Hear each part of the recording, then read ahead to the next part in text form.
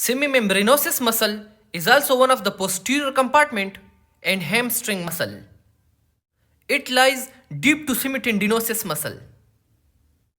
Appreciate the deep position of semimembranosus muscle compared to semitendinosus muscle. This muscle is in the shape of a membrane, and that's why it is called semimembranosus muscle. In the anteromedial view, you can appreciate the membrane-shaped structure of this muscle.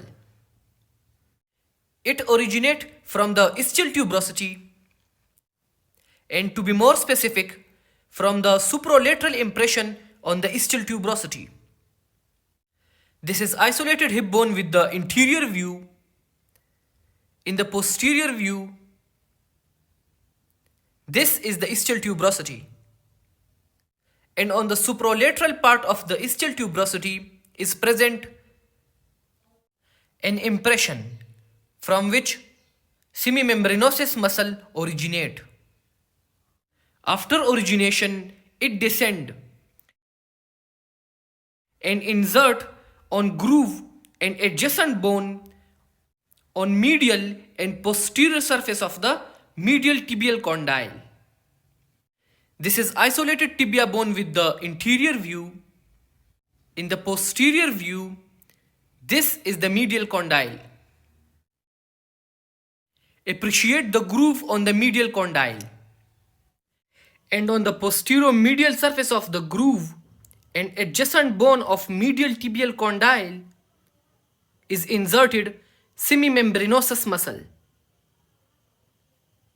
To make it simple, just remember it is inserted on the posterior surface of the medial tibial condyle. Next is the nerve innervation. It is innervated by sciatic nerve. Sciatic nerve has three nerve roots, L5, S1 and S2. And the main innervation to semimembranosus muscle comes from S1. Next is the action. Semimembranosus muscle crosses two joints, that is the hip joint and the knee joint. At the hip joint, it causes extension of the thigh. And it makes sense, since this muscle passes posterior to the hip joint. So contraction of this muscle will pull the leg in this direction. At the knee joint, it causes flexion of the leg. Since this muscle passes posterior to the knee joint, so its contraction will pull the leg in this direction.